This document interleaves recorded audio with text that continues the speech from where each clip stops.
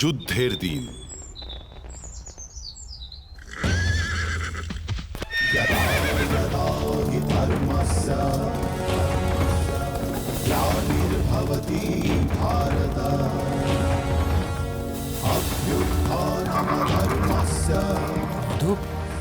তোমার রথ প্রস্তুত পার্থ, আর তোমার সারথিও প্রস্তুত রয়েছে।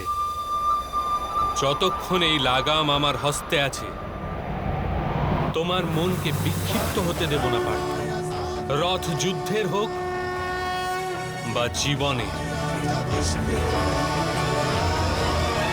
আমি উত্তম সারথি পার্থ।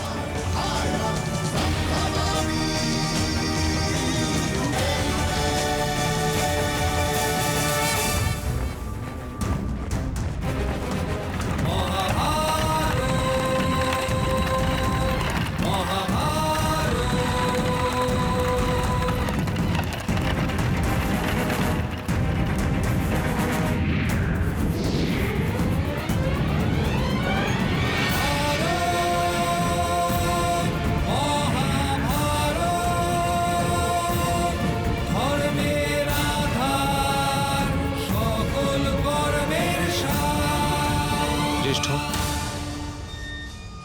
মহামণি ব্যাস পদার্পণ করেছেন।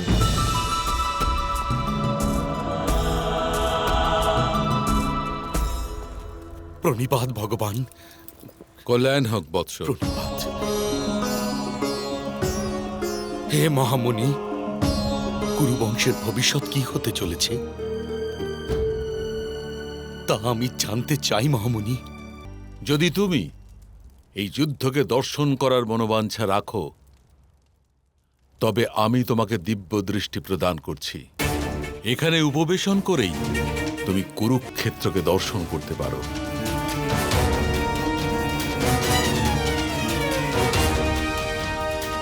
না মহামণি, না,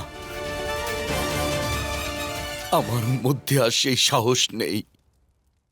হে ভগবান, যদি আপনি কৃপা করেন তো সেই দিব্য দৃষ্টি আপনি আমার অনুচর সঞ্জয়কে প্রদান করুন।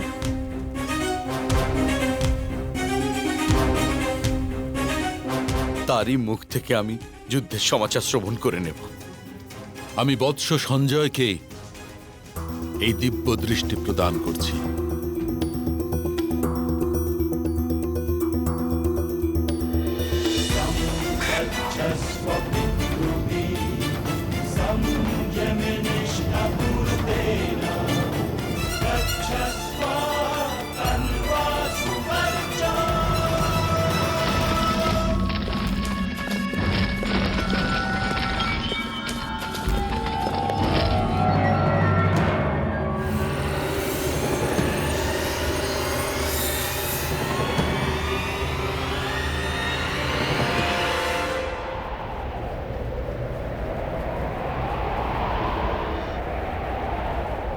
মাধব, মাধব, আমি শঙ্খনাদের পূর্বে দুই পক্ষের সৈন্যদের নিরীক্ষণ করতে চাইছি।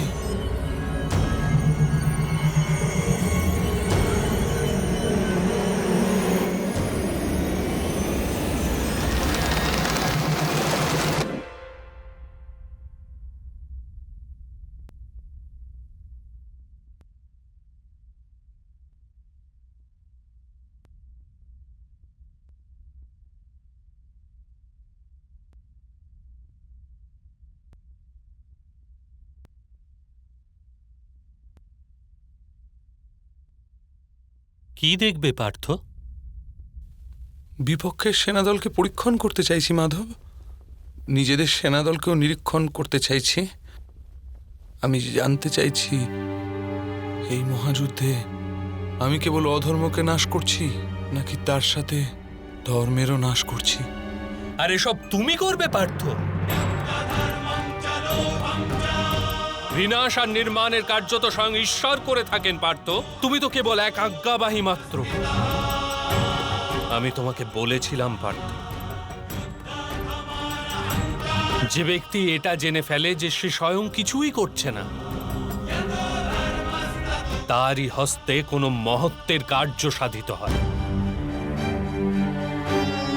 কদাপি তা তুমি ভুলে গেছো। এই কারণে দেখে নাও পার্থ, দেখে নাও যা দেখতে চাইছো।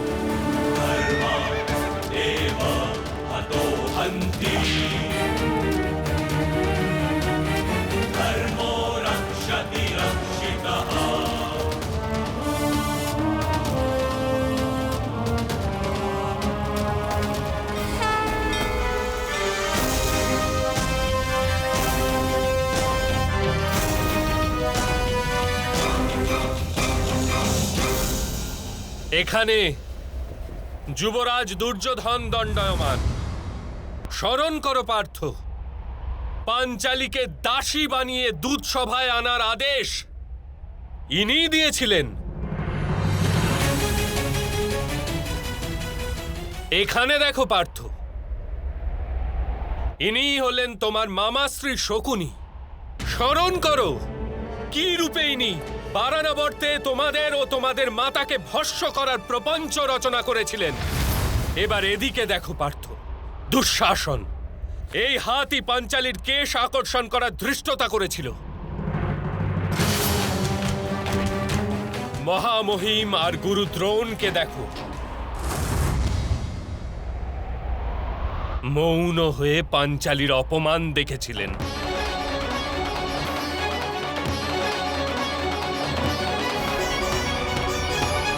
এখনো কি তোমার হৃদয়ে প্রতিশোধের অগ্নি জ্বলছে না পার্থ? এখনো কি যুদ্ধ অনিবার্য প্রতিপন্ন হচ্ছে না?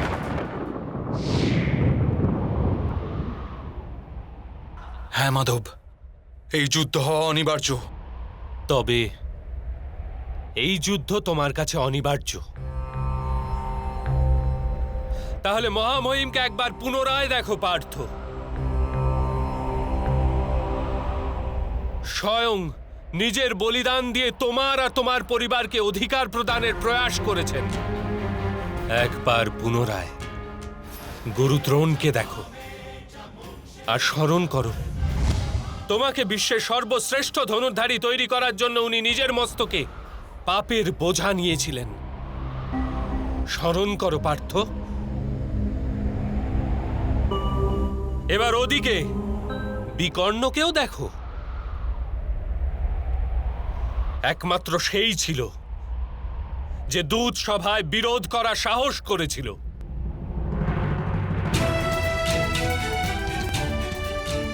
এরা সবাই কি বধ করার যোগ্য পার্থ?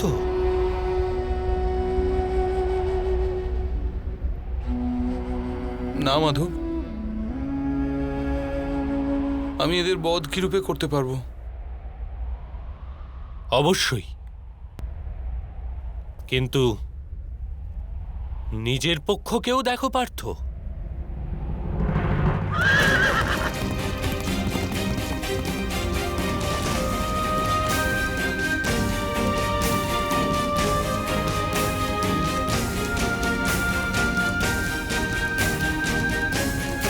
এবার নিজের পক্ষকেও দেখো পার্থ। এদের মধ্যে অনেকেরই মৃত্যু ঘটবে এই যুদ্ধে। এদের সবার মৃত্যুর সম্ভাবনায় তোমার হৃদয় দুর্বল হচ্ছে না পার্থ? এবার এও বিচার করো যে ভ্রাতা দুর্যোধনের কি দোষ? যদি তার রাজ্যের লালসা থাকে, ওর মাতা প্রথমে গর্ভবতী হয়েছিলেন এ তো সত্য। দুঃশাসন পাঞ্চালীর বস্ত্র হরণ করে অপরাধ করেছিল। যদি সেটা অপরাধ হয়, তাহলে তুমিও তো নিজের জ্যেষ্ঠ ভ্রাতার আদেশ মান্য করে নিজের পত্নীর অপমান হতে দিয়েছ। সেটা কি অপরাধ নয়? আর তোমার জ্যেষ্ঠ ভ্রাতা যুধিষ্ঠির নিজের বহন করা ধর্ম পালন করার জন্য দূত সভায় অংশগ্রহণ করেছিল। সেটা কি অধর্ম ছিল না? তাহলে কি ভ্রাতা দুর্যোধনকে শত্রু বলে গণ্য করা উচিত কার্য? তোমার পক্ষে কি ধর্ম তুমি দেখতে পাচ্ছ পার্থ?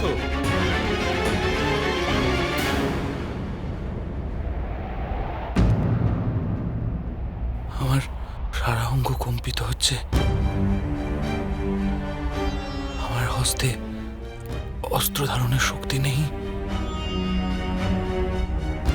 আমি কেবল ভয়ানক বিনাশ দেখতে পাচ্ছি, কেবল ভয়ানক বিনাশ। এরূপ কোনো কারণ নেই আমার নিকট, কোনো কারণ নেই মাধব, যে আমি এত বড় বিধ্বংসের স্বীকার করতে পারি। বিধ্বংসই নবনির্মাণের কারণ পার্থ।